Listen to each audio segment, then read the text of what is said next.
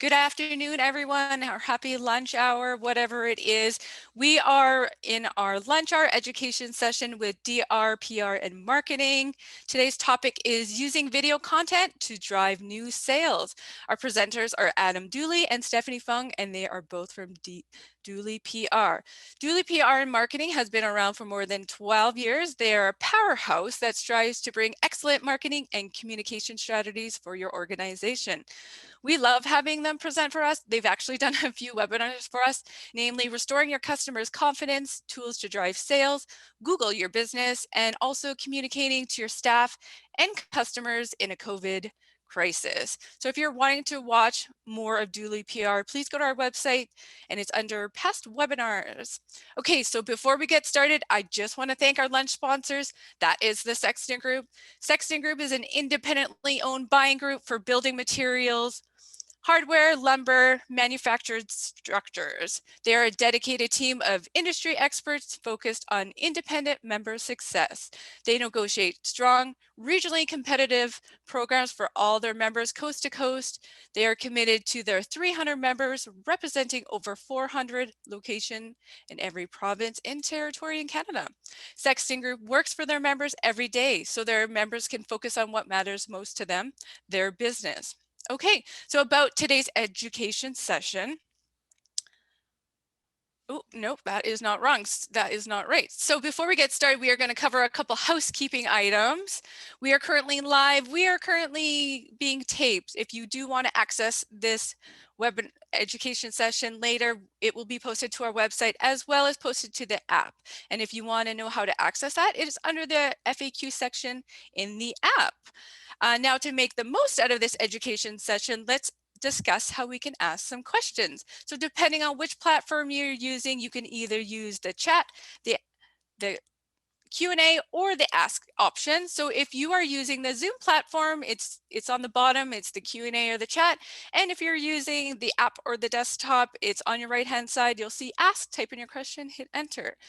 So now on to a little bit of Dooley PR and marketing. As I'd mentioned, there more than 12 years ago, Dooley PR and marketing started at the kitchen table as one of the one-man operation has grown to a full marketing and communication team. Like you, they've evolved and strived through the hardships of running a business. They've molded themselves into a powerhouse that strives to bring excellent marketing and communication strategies to your organization.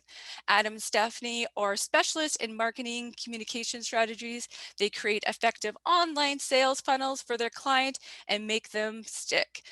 One of the things they like best about digital is that it's highly measurable. They know what they do works because the data proves it. Their business is important. It has shaped them into who they are, but they know that it is the work done today and that matters most. With their history and experience, they'll help you develop winning marketing and communication strategies to win fans, customers, and believers. All right, Adam and Stephanie, you can take it over and show us how to increase our sales. Great. Thank you very much. And it's great to be back. Thanks, Erin. Thanks, Jess. It's been a while since we've spoken to WRLA, but we're always happy to do it. We love this group. So yeah, we were asked to create a session about using video content to drive new sales. So this session we've structured as hopefully we'll be able to provide a lot of value to people who are absolute beginners up to about the intermediate level. If you're already using a lot of video in your marketing, a lot of the stuff you'll probably be familiar with, but we have tried to use the most current information and our current tactics. So hopefully everybody will be able to get something out of it. And it's we've built it so that it should deliver value for both the retail and manufacturing clients or participants. Okay. So let's start off with a question. It's a rhetorical question. I'm going to get Stephanie to answer it, but does anybody know who this person is? This person shot to probably 5 minutes of fame not too long ago using video. Steph, why don't you tell us who this guy is? Oh, you're muted. Yeah, it didn't let me unmute myself for a second. Sorry. So thanks, Adam. So this is Tony Pilosino, and sorry, I don't know actually how to pronounce his name, but so Tony is from Ohio, and he worked for a paint company that we probably all know well, and that's Sherwin-Williams. So what he did is that he went on TikTok, and it's a very popular platform that we'll get into more in a little bit, but TikTok is just basically short videos, very high entertainment, high engagement rates. So what he did is that he went on this platform, the social media platform, and started mixing paints. And he showed people how he was mixing paints, making the different colors, different patterns. He made glow in the dark paint at one point. And he had insane amounts of engagement, insane amounts of people watching and commenting, reposting. They were everywhere. And Sherwin-Williams kind of didn't take the opportunity that they probably should have. It was a totally missed opportunity. They thought he was wasting his time, um, and rather than seeing the free public publicity that he was getting and all this other stuff, they thought he was wasting his time, so ended up firing him. Um, he was picked up by another paint company out of Florida and is doing this exact same thing for them and having a lot of fun with it because of his authenticity and kind of showing exactly people like what they want to see. Like, how do you make all these different colors and what can they be used for? And he's just kind of owning this space and being his positive self and having this creativity and showing that you don't have to be polished to be on brand and to share your story. Right, and some of his videos had more than 1 million views.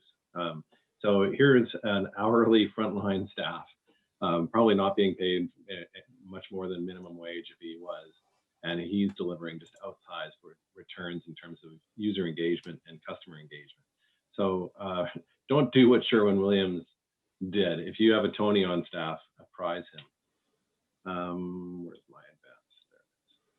There. Okay, so we're going to just roll through some stats here to really form the basis of why we think what we think about video and why it's only going to grow. So to start off with, Facebook, which is still the biggest social media platform out there, users watched more than 100 million hours of video on Facebook every single day, and that was just a 2020 stat. So Facebook is also driving more people to use video, on like people like us who are on managing platforms or profiles for our clients. We're being actively encouraged to use more video. We'll get into more of that, why that is in just a minute. And if you look at projections, it's projected that by 2022, which is next year, which is wild to think about, 82% of internet traffic will be video. That means that when people are online, 82% of what they're consuming is video, which is a huge amount of content. Massive amount of content. YouTube, second most popular website in the world. This is actually a 2019 stat. I couldn't find a more current one, but it's amazing. Just assume these numbers are going to be bigger today. More than 500 hours of video are uploaded on YouTube every single minute. And that's a whole range of types of content, from full-length movies to short little funny videos. Another big one that's huge for this industry that you guys are in is Pinterest. And if you're not familiar with Pinterest, it's an online pin board. That's why it gets its name. And it's where people go to kind of get together ideas that they want for renovations or for events that they're hosting. And statistics say that people are 2.6 times more likely to make a purchase after viewing a branded video content on Pinterest, which is actually quite a large amount because this is what their dreams are. And they're using Pinterest to make those a reality. Right, but that's super important that it's video that is driving the extra purchase intent, which is pretty cool. Instagram is a super popular platform with a large cross section of the population, and you may be surprised to find out that how-to tutorials are in fact the most popular form of content on Instagram. Now, those how-tos, like the picture on the slide shows, might be a cooking demonstration, they might be a makeup demonstration, or they could be any other kind of how-to. How to paint your living room, how to lay down flooring, how to install a toilet, whatever it might be. There's lots of different how-to content out there, and people are actively searching for it. The other thing about Instagram is it's becoming an increasingly popular shopping platform, not just a social network. It is actually a shopping platform, and people are searching for things to purchase while they're on Instagram. And you're probably not surprised to know that because of the pandemic, there's been a more rapid adoption of video platforms and content of all kind. And that's not just making content. While that has increased and it's become more accessible, it's also viewing it. So because of the pandemic and people being stuck at home, not being able to interact, we're doing more of these virtual events like the WRLA conference as it is right now. Everybody is becoming super familiar with virtual meetings. And just watching video and becoming more engaged within that. It's kind of it's the replacement for the personal interaction, and it's only going to keep growing. It is only going to keep growing more and more and more. Okay, just a brief additional word about us. Founded in 2007, so we're actually more than 13 years old. I'll have to give you an updated bio, Aaron. But we've been around. When we were founded, I founded the company as mostly a public relations and corporate communications company. But we were very fortunate. We had some great clients, and we grew quickly in the early years. And those clients asked us to do more. You know, can you help us with our social media? Can you take on our digital marketing? So we've become experts in those areas and have become certified in Google search and in Facebook advertising and a whole bunch of other things. So today we really characterize ourselves as a digital marketing agency more than anything else. And our main bundle of services creates effective online sales funnels for companies. We still do PR, we manage digital marketing, digital advertising, social media management, we build websites. Video live streams have become the fastest growing part of our business over the last year, which is probably no surprise. And we do things like email and content marketing. And these are just a handful of our clients. We have a breadth of different clients, different size industries or different size businesses that we work with. And it kind of just gives you an idea of what different sizes an agent of business and agency can help you with if you actually go and need help with marketing and go with an agency, whether it's a small dental clinic or law firm up to a giant Fortune 500 company like Ford. We do a lot of different things. Okay, so let's talk about our predictions. Well, our number one prediction is video is only grown and it will only continue to grow. And there's a lot of reasons for this. One of the main reasons is that the networks themselves, Facebook, Instagram, Twitter, and others, they realize that video delivers a lot more engagement. It's much stickier with their users, which means that people who are consuming video are going to stay on that platform for a lot longer, and will be getting the information that they want to need or think they want to need, at least the information that they are sticking around to watch. And because of that, they're driving more people to it. So video content gets better reach organically when you don't spend a dime to promote it, and it gets an even better reach when you pay to promote it. So it's a deliberate algorithmic play on the part of Facebook and Instagram. They want video to be more used, and they're the ones who are controlling the playing field. So we think that as we look ahead to 2021 and beyond, that brands are going to really need to have a mix of video content, from polished post-produced or pre-produced commercials to less polished, more authentic live streams, TikTok style videos, maybe some funny stuff. It really depends on the voice and tone that you want to put out there that's for your company.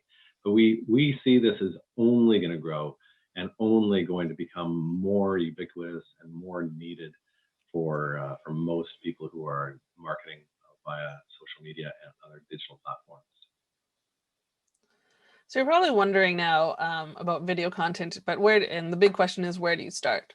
So we always recommend that the best place to start is defining what your objectives are. Make a list of goals and define what you want to do with these videos. Do you want people to go onto your website? Do you want people to buy a certain product? What's your goal? Then once you have that figured out, you have to understand the landscape and your place in it. And that's not just looking outside and seeing what the beautiful trees look like and all that other stuff. It's actually, what we mean by landscape is what platform you're going to be using. Where are your customers or potential customers going to be? Is it on Facebook or Instagram, Pinterest, any of those other ones? And how are you going to use that to actually get a hold of these people?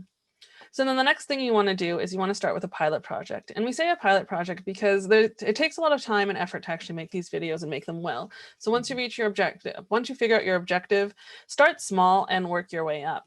And having a pilot project allows you to kind of get your bearings, tweak things as they need, and get your feet wet rather than spending a lot of money and a lot of time going full on. Start with something smaller and go from there. Okay, so let's just do a quick high-level review of the different platforms really briefly, because most people will probably be familiar with them. Facebook, still the largest social platform. It tends to have an older demographic, but it's still very well used by a lot of people. Facebook is driving more video content. You can share video content in your news feed via Facebook Live, using Facebook Stories, a whole bunch of different ways.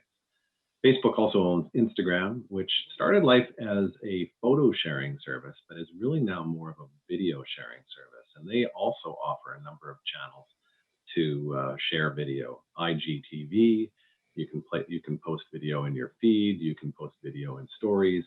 There's a whole bunch of different ways you can post video. And they're really driving people to use video. If you use Instagram today, you probably notice there's a lot more video in that feed as you're scrolling. Houzz is more of a shopping platform, as you're probably familiar with. You can purchase things through brands on Houzz, but it also kind of has a social media element to it. The reason why we include it here is it's really focused on that home renovation space and home improvement space. And of course, Twitter. Twitter is where news breaks these days. It is a fire hose of information. Not everybody is on Twitter, and tweets kind of, once they are tweeted, usually go out into the ether and go away. They don't live on unless people are retweeting them for a very long time. But Twitter has a broad demographic, and people tend to tune into it because they want to know what's happening now. And then the next one is the biggest and the oldest of the video platforms, and that's YouTube. So there's hundreds of videos being uploaded all the time on YouTube, hundreds of thousands of hours watched on YouTube every day. It's super popular. A lot of it has short videos it can be anywhere from like 10 seconds long to super long movie length productions. And the sky's the limit with YouTube when it comes to video content creation. The next one is Pinterest. We briefly talked about this a little bit earlier, but it's that board where people go together, ideas and make this pin board for what their objectives are for their renovations and everything. And having video content allows them to see more of a hands-on look rather than just photos. It gives them a sense of idea of what they can do with their space in a more like one-on-one kind of feel that you don't necessarily get with just words or with just an image. The next one is Snapchat, and this has a much younger demographic. It's also used kind of as more of a basic live streaming in a sense, where people share. The younger demographic kind of shares, and that's when I say younger, I mean teenagers to mid-20s. They share just these quick videos. They don't last long. In fact, they're once you watch them, you can watch them again, but then they disappear. They don't get saved. The next one is TikTok. So TikTok is the kind of the newest platform out there, and it's also very short videos. They're about 60 seconds long. It's range from entertaining, comedy to serious political. It's basically whatever the person is putting out, they get to share. And then once that video is done, it automatically swipes to the next video. The beautiful thing about TikTok is that it's easily shareable and it's easily replicatable. So a lot of people, what they do is that on TikTok is that they make these videos and they have these challenges and you're supposed to answer these questions, and you can kind of share and have duets essentially with these other videos. And so that's a lot of fun. But again, it is a younger demographic and very quick videos. So you have to really be on point about what your objectives are in TikTok. And the last one that is LinkedIn. And so LinkedIn, you know, don't necessarily think of as a video platform, but it has a lot of video engagement, especially lately. It actually encourages people to use video more often, and the more often you post on LinkedIn with a video, the higher engagement rate you tend to get. And it's also a very good B2B platform. Okay, so we're recommending that you pick one of those platforms, whichever one works best for your audience, the audience that you have now or the audience that you want in the future. And begin with, you know, a simple slate of how-to videos, maybe store tours, product highlights, that sort of thing. If you've got a seasonal display that you've just put together, that can make a really short little video. Here's what we've just brought in. Here's a new area in the store with a new display that we've set up. Come in and check it out, and maybe you can offer a special or a sale on what you're highlighting in that video. If you're not sure which platform is right for you, then you're probably safest to start with either Facebook or Instagram. Facebook does tend to have an older demographic, but you know, older demographic tends to have money, and they tend to invest quite a bit in their homes. So that is still a really desirable audience group in Facebook. Instagram is much more representative of more age groups. It is about 50-50 men and women, a little bit higher on women, or a little bit more women than men, but not very much. And again, it's all ages, a lot of 20s, 30s, 40s, 50s. When we think of the different formats for video, especially for social media, we really tend to think of them in 3 different buckets. And those buckets are pre-taped or scripted videos. So these are videos that you really have planned. You've probably scripted a variety of different scenes that you're going to shoot. You might have a voiceover artist who's going to record the narration later, or you might have somebody on screen recording it. It could be documentary style, or it could be like a TV commercial. Then there's basic live streams. This is the simplest of all the formats that we're talking about today. And that's when you turn your phone on, hit Facebook Live, and start talking. That's extremely popular. There's lots of examples of brands and individuals who have created massive audiences and audience share using just really simple tools like that. And then there's advanced live streams, and that's where we've been doing a lot more work over the last few months, especially, where we kind of create almost a TV quality broadcast. So if you think of a TV news broadcast, you've got the screen toggling back and forth between different speakers, different graphics, different pre-recorded video packages that could be branded or not branded. It could have different filters on the screen in different colors to show the brand that you want to get across. There's a whole bunch of different things that we can include in an advanced live stream, and we're seeing more and more of that. And you've probably seen a ton of it as well, and maybe not even realized what it was. For equipment, these are just really high level. The most basic is your phone. Most Apple or Android phones have a really high quality camera and an adequate microphone. So if you're doing a handheld selfie narration on Facebook Live, it's going to work reasonably well just using your phone. If you want to improve that a little bit, you can add a microphone and you can add lights. We really recommend good sound and good lights. Even if you're doing something really basic, good sound, good lights makes all the difference in the world. And if you are thinking of recording in a dimly lit area, lights are going to be really important. The intermediate level would be to use your typical Nikon or Canon DSLR camera. Also, if you're going to go there, you might as well add a microphone, and that could be a microphone that's corded, a lav mic, something that just clips to your shirt collar or jacket collar, and lights again. And then the most advanced would be something like a 4K camera with microphone and lights as well. And that's going to be much more expensive. The prices of those setups can be tens of thousands of dollars, depending on the quality you're looking for.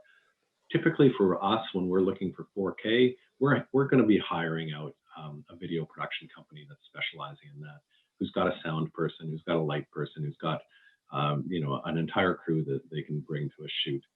For us, we really are focusing more on that intermediate level. That's where we do a lot of our work, and we also counsel our clients to use that phone plus light option. So now that you've kind of got a basic understanding of what equipment you need, another thing that it's always good to have, by the way, is a tripod, just so that you're a little more steady. And you can get phone attachments for those pretty inexpensively. But once you have all your equipment set up, you probably want to know what software you need. So there's two different things that you'll need for live streaming. It's for video editing and the actual live streaming. For video editing, depending on what you're using, whether it's a PC or an Apple product, for a PC, so a Windows machine, you can get something free like Movie Maker 10, and that's just something that goes onto your computer. You can do trimming, quick editing, add subtitles, change some of the lighting a little bit, just basic stuff, adding an intro and extra, so that who you are, what your name is, what your company is, and then the extra about what your call to action is. And then for Apple, the great thing about Apple is that they like talking to each other, not to anybody else, just each other. So if you're using your iPhone or iPad or your Mac, you can edit all that one video on any of those devices using some software called iMovie. And it does the same thing where you can trim and you can add different lighting. You can crop the size of the video and things like that. And of course, so those are free, but of course there's always much more expensive software as well. So on the higher end, and what a lot of professionals use, is Adobe Creative Cloud, specifically Premiere Pro. And you can do all sorts of things with Premiere Pro, but it does take a lot more effort to figure out how to use, because it does a lot more things. So there is a learning curve, and it is more expensive. For live streaming software, there's a bunch of different options as well. So whether it's free or you pay for it. The native platforms are great for those basic live streams where you're just up and going, whether it's YouTube, Facebook, Instagram. Just grabbing your phone and having those native platforms, using those native platforms for those live streams is just a really easy, simple way to do it. If you're doing something more advanced, for the advanced live stream, getting software like OBS and XSplit, and both of these have free and paid versions, is a way to make it so that you can have two people on at once or more, as well as having all those intros, extras, and flyby information as you go. Exactly. And just a word for a couple other resources that you'd probably end up using if you're going to be going this way. If you need additional stock footage, so let's say you want to show a footage of a prairie landscape or a mountaintop or whatever it is, there's so many stock footage companies out there. Shutterstock is one that we use quite a bit, and you can buy pretty inexpensively little video segments. And then also stock music. So we use a company called, or a service called SoundStream, and SoundStream offers us music that we can, lots of different kinds of music that we can use for intros and extras and those little transition periods within the videos. So you're going to look around and you're going to ask yourself, should I hire in or should I contract out? Or should I, basically, should I look around to see if I have a Tony like Sherwin-Williams had, or do I have to hire someone like Dually PR Marketing? So if you're looking around your shop, you might have somebody on staff with the skills and talent and drive and energy to do this. But be really mindful of what you're asking. So if you're going to go down this road, you really want to commit to it for a minimum of, I would say, at least 6 months. So you want to be able to have somebody who's going to be able to produce the content you need and you are expecting on a regular basis. So that would be at least once a week, preferably more if you can. You want somebody who is really comfortable on those platforms. You also want to give them really clear direction on what's permissible and what's not. Like, what are the objectives? What should a video sound like? What's the brand voice? What are some of the never do's, right? Like, what are the do's and don'ts for this person? I'm assuming it's probably going to be somebody who's a little bit younger, but they really need guidance as to how to represent your brand on the platform that you've chosen. And I would also say that you need to cut them some slack. It's not, the Sherwin-Williams really screwed up because they didn't see the value in allowing Tony to spend a little bit of his time every day creating these videos. But the value is there in spades. And I think you really have to recognize that and give it some time to grow. So over a period of 6 months or so, you can start getting some real traction if it's working. And that's a good time to evaluate it. But don't expect a young person who you're asking to create videos, don't expect them to be able to be lightning fast and super perfect right off the bat. Let them grow and get better as they do more. and faster. What's that old Midas commercial? First you get good, then you get fast. And then if you don't have somebody on staff, if you don't really think that anybody is going to work, then you hire someone like us, right? You hire an agency, and you're going to search for digital marketing agencies, social media agencies, maybe video marketing agencies. Any of that kind of search online in your local community would come up with somebody who can do this job for you. And the other thing to think about when you're doing these live streams or you're planning them is that you can't just rely on organic reach and engagement anymore. So while organic reach is best, it's not as seen, I guess, on social media platforms. And if you don't know what organic reach is, it's just when you post something up and it has the likes, the comments, the shares that it gets. And when you pay, when you have if you actually have the budget to include paid amplification, you go beyond you're within your bubble, within your niche, and you actually become more noticed by people whose friends like your platform or your social page, or people who have the same interests, because you can actually target who sees those a lot more intently. Exactly. And it's all about growing your audience, right? This is your marketing. So you want that to reach as big an audience as possible. It's a great way to grow that organic audience, but when you pay to reach a bigger audience, it's really what you're looking for. So let's go through what a sample program might look like. So you're going to look around, you're going to say, I don't have a Tony on staff, or maybe I do. What's the first thing to start with? So we start with objectives, right? Like, what are we trying to achieve? What's the brand voice? What's the tone of these videos that we want to create? What are we trying to sell something in particular? Are we like, what are some of the metrics that we're going to be following? We'll talk about metrics in a moment. And we would then, once we've got that kind of scope worked out, we're going to develop an editorial calendar that will lay out what the first few months is going to look like. What are the videos we're actually going to create? And they could include how-to features. They could include product demos. So for example, you could have a new product unboxing, right? So you've got a brand new product coming in, you think it's going to be popular, or maybe it's completely unknown and new. Have an unboxing, demo it right in the store, or maybe demo it as an installation at a customer's house. You can do store tours, really simple store tours. Interview the paint guy, interview Tony, show him making a paint for a customer, or your commercial guy, your commercial desk guy, whatever it is. There's lots. You're only limited by your own creativity.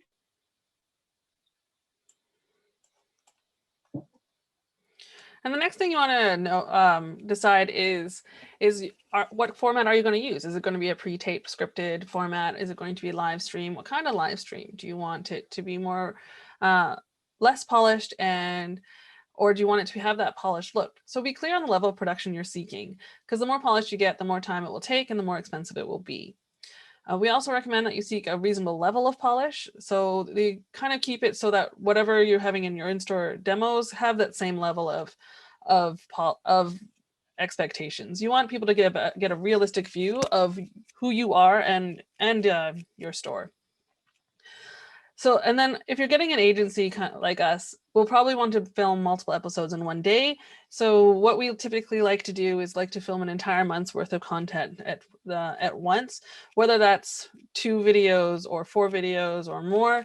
And then we go back to our offices, we do some post-production editing, get you to clarify a few things, give some feedback, do some more editing, and then we can release it out into the world. Or if we're doing advanced live streaming, it does go out, because it is live streaming, all at the one day, but then we can make them into smaller videos and make them better for sharing later on. Right, exactly. And so we want to, if you're doing a live stream, we want to promote those live streams in advance. So let's say you're doing a demonstration on flooring or on kitchen design or whatever it might be. Do promote those live streams in advance, but don't get hung up on the size of the audience watching you live. It's actually secondary in our view. While it's great to have lots of eyeballs while you're doing it live, and that should be definitely a goal.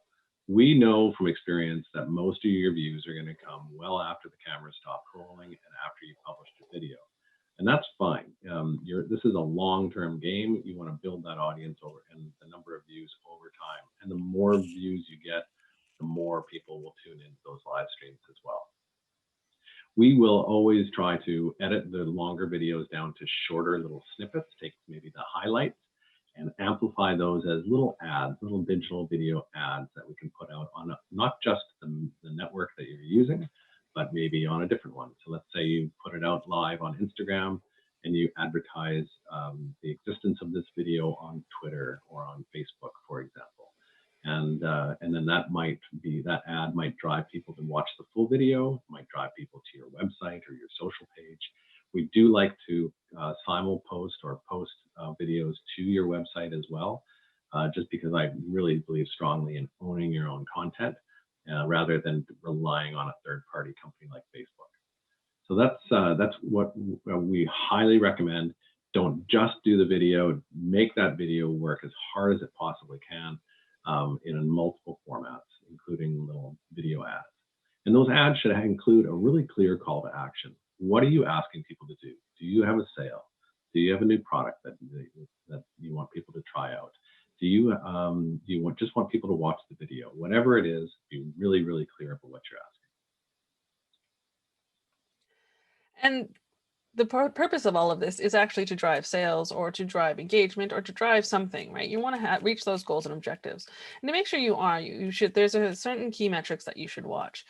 And it's not looking at those at the end of 6 months. It's starting now at the beginning and monitoring the entire way. So you want to see how many number of followers you have now, and then every month just see if you're getting more. Same with engagement. Engagement isn't just how many likes you're getting or shares, it's also comments. Are people commenting? Do they have questions? Respond to those. It's really super important to keep those people engaged so they want to continue watching your content. How many people are actually seeing it? Is it being seen just by the people within your own sphere, or is it going out into more of the internet world? And that's kind of your reach and how many people are seeing it and not just engaging, but just having an awareness. If you are paying for your posts to get boosted and stuff like that, what does the click-through rate look like now versus how it'll look like over the time period of the 6 months? Same with the cost per clicks. Are you spending more money, less money to drive those sales, to drive people to your website? And all those other great metrics to be aware of, not just at the beginning and the end, but throughout the entire thing. Because as you watch these metrics and you watch and tracking your results, you can make those tweaks as you go.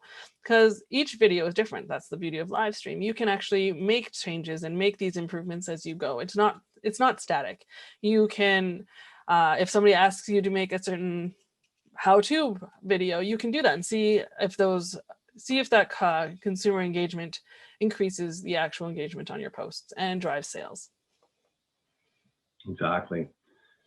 Okay, and if you think that all of that is complicating your marketing efforts, you ain't seen nothing yet. The next phase in this kind of marketing is going to involve or include augmented reality. In fact, we're already seeing this. So what is augmented reality? We're all familiar with what augmented reality is, or most of us are. If you've ever used Instagram or Snapchat and you've seen somebody put bunny ears on themselves or a funny nose or whatever it is, that's an augmented reality filter that they're using over top of a live video. So that is something that is becoming an everyday feature now. And you can imagine in the home renovation field that this is an immensely powerful tool. Can people, can you show a live video of a living room and change the color of the walls without actually spilling a drop of paint, or change the flooring in the customer's virtual room without worrying about any dust or any installation? There's the possibilities for augmented reality really are endless, and I think you're going to see, we are going to see just more of this taking place. So I think it's really cool. I think it's a great opportunity. The trend with this kind of tech is that as it gets better, it gets cheaper and easier to use. So you can expect that trend with augmented reality in the future. But you know what? You got to walk before you crawl, or rather crawl before you walk. And crawling is video, I think, right now. And that is our presentation, Aaron and Jess. So thank you all for listening. And I think we've still got lots of time for questions. Yeah, and we have some questions, so that's great. So I'm going to go first. We have one from the app and one from the chat. So we do have a question with regards to uploading. How often should we be uploading new video content, and do you create a formal schedule? Good question. Well, and I'm going to give you a kind of a weak answer. I think it really depends. It depends on your resources. This kind of thing can be a black hole for time. You can put in as much time as you want, and that the big brands like the Home Depots and others are investing huge dollars in this, and it's impossible to compete toe to toe with that kind of budget. But as a general rule, you want to be publishing new content on a daily basis if you really want that to be working for you. And I'm talking about an Instagram or Facebook platform. Steph, do you have anything to add to this? Yeah, it's also good to kind of be consistent. So while Adam says that you and I agree, you should post every day, whether it's on Facebook or Instagram or Twitter. It doesn't have to necessarily be video. Video gets the most engagement, but just to be top of mind for your customers is always a good thing too.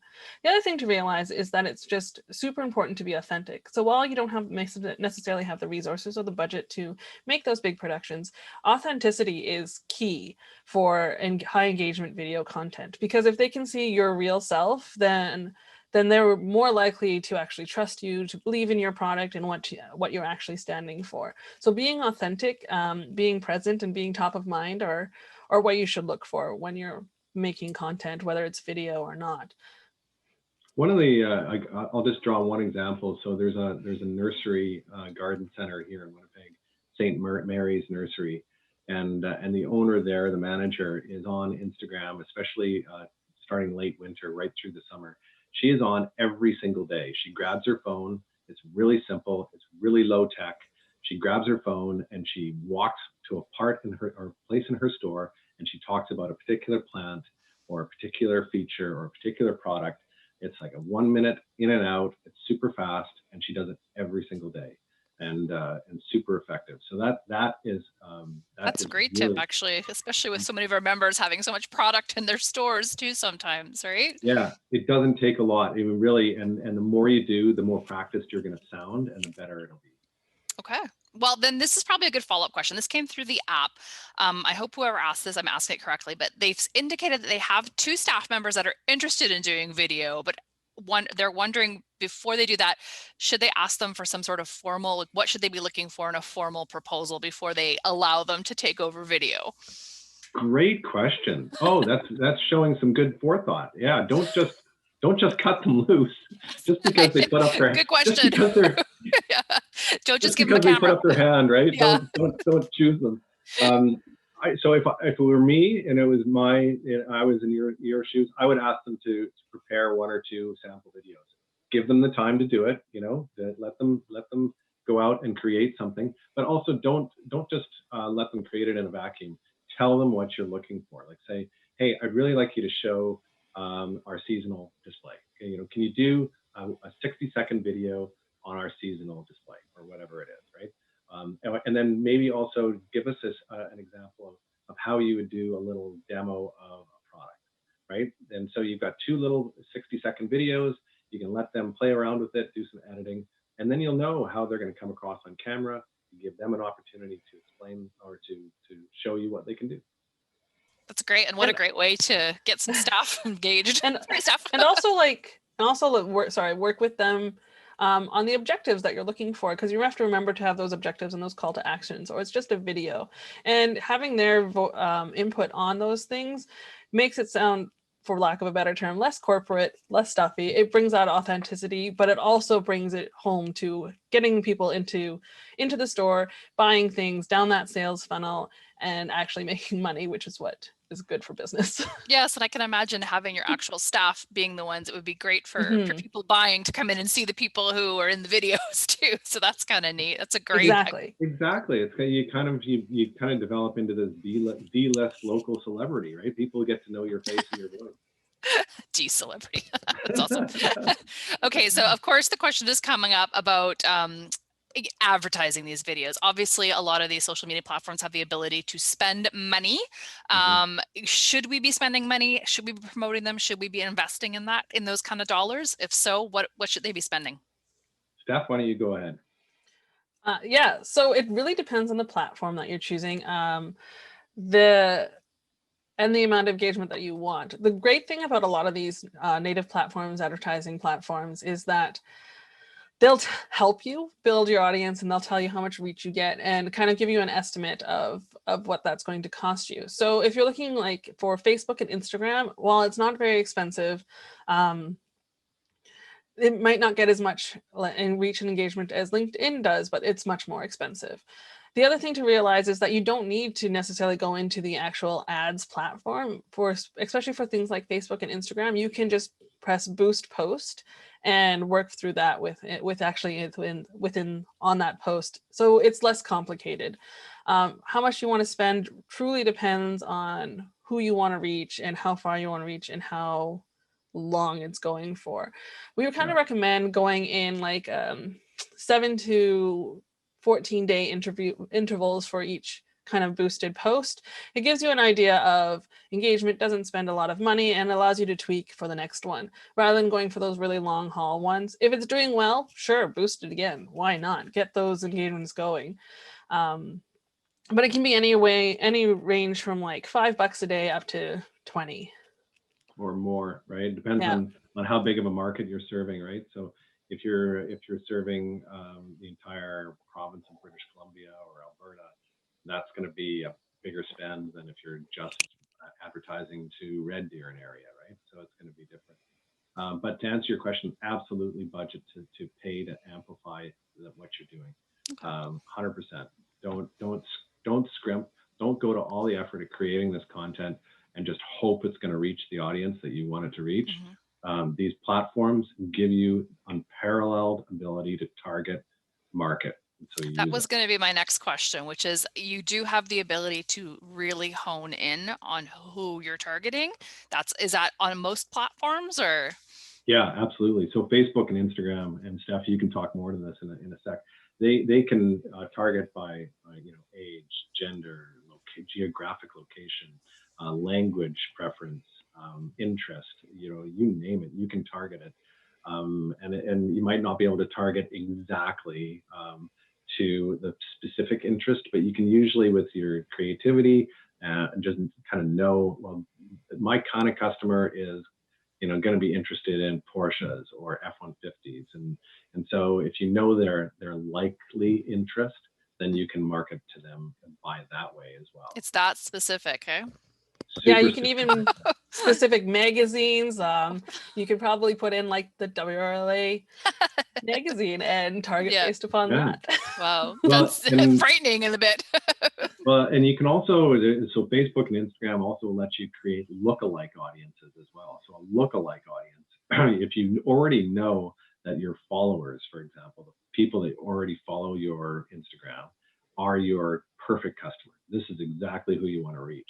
And you just want more of those, well, then you create a lookalike audience. And then Facebook and Instagram will create a new audience that is based on the attributes of your existing audience. And so there's lots of ways to really grow effectively into a very targeted demographic. Wow, that's incredible. And again, a little frightening sometimes when you think about it. The algorithms, well, to make you feel more at ease, the algorithms are changing. So it's not, we don't actually see who you are or anything. It's actually based upon your previous engagement on these platforms. And they're getting a lot of these online cookies and stuff like that. The third-party cookie is going away. So what that third-party cookie is actually tracking your entire activity online, and first-party cookies is what is becoming more prominent, and that's just what's happening on that specific site. So say you are on Instagram or Facebook and you like certain things, that's what will be targeted, not based upon your other activity. So if you like WRLA and you're targeting people who like WRLA, you don't know who those people are, but it's part of that audience breakdown. Okay, so we're not being watched too closely. No. Okay, good. What do you think is going to be the most important metric for people to watch, or metrics that they should be looking for doing video content? Well, as a business owner, I think it comes down to sales, right? You're not going to invest time and resources into marketing unless it actually is driving sales. So I think that is the granddaddy. That's the most important metric when you're talking about marketing in general. But there are other ways that other metrics that will serve as guideposts that will let you know if you're heading towards that. So how many followers do you have? How much engagement do you have? How many people are watching your video all the way to the end versus people who are just scrolling right by it? And that's a really important one to focus on, because it allows you to improve what you do, right? So if you have one video that just scores super well, people stick to it, they watch it all the way through, and it's doing really well, but other ones aren't, you can usually figure out or guess by trial and error why that's working, right? Usually in our experience, the first 2 seconds have to grab you. They just have to grab you. Like they have to. You got to imagine that people are on their phone and they're scrolling through, and so you've got a very, very short amount of time to make them stop and watch. And so that is super important. That and turn on their sound, because well, I was just going to say, where they might a surprisingly large number of videos are watched without sound. Yes. So we always put subtitles on, so that people can watch them without sound. So those are some of the things that we would look at. But important metrics, I would say followers, I would say engagement, I would say reach, I would say clicks, right? How many people are clicking through? How many people are watching through to the end? Because that's going to demonstrate a whole lot of purchase intent, or at least interest. And then combine that with how many people are clicking through, and then finally how many sales you're actually making. And all of these things are measurable, right? So you can have that digital trail and know exactly. I mean, ultimately, what you want is to be able to say, if we spend $100, we expect to get this many thousand viewers. Out of those, we expect to get this many 100 visitors, and out of those, we expect to get this many dozen sales. And so if you really become good at it, it becomes like a machine that you can turn off and on. That's really interesting. Sorry, and you went back and you mentioned how long it should be that you should test this for, and what was the time frame, so people don't give up after a month or two? Well, ideally, we recommend a full year, but at the very least, you want a good 6 months, right? Okay. A good 6 months is going, especially if you're doing it yourself, because it's going to be a learning curve. You're going to make mistakes. You're going to make video that you'll end up deleting. You'll say, "Oh my God, I can't have that out there." But that's fine. It is okay. You're not going to build Rome in a day. But I would say minimum 6 month commitment to a program to see how it's working for you. So with these multiple platforms, like can you post the same video, or is it you need a different video for every platform or something different for everyone? Stephanie, why don't you handle that one? You can do what we call cross-posting. It really depends on the platform and the length of the video. So for example, Instagram has a limit on how long a video can be depending on where you're putting it on Instagram. So a story can only be 15 seconds versus an IGTV can go as long as you want, and a reel is about 60 seconds long. So that's just one platform. And so I wouldn't recommend, say, on Instagram posting on all of those, but maybe posting on stories and reels, or stories and your actual feed, IGTV. But you can cross post on Facebook and YouTube and Instagram, and you can just change those messages. Like, you know how you write descriptions? I would change those to be more direct towards the audience that is on there. But having the same video is fine. And also, the thing that you can do is that when you're editing it, you can make those snippets, right? And having those snippets that direct to other things like your website and sales, or is great to have. Or on Facebook and Instagram, and I believe YouTube as well just came out with this, is that you can actually buy on the video. So you can click parts of the video as it's playing and purchase from it.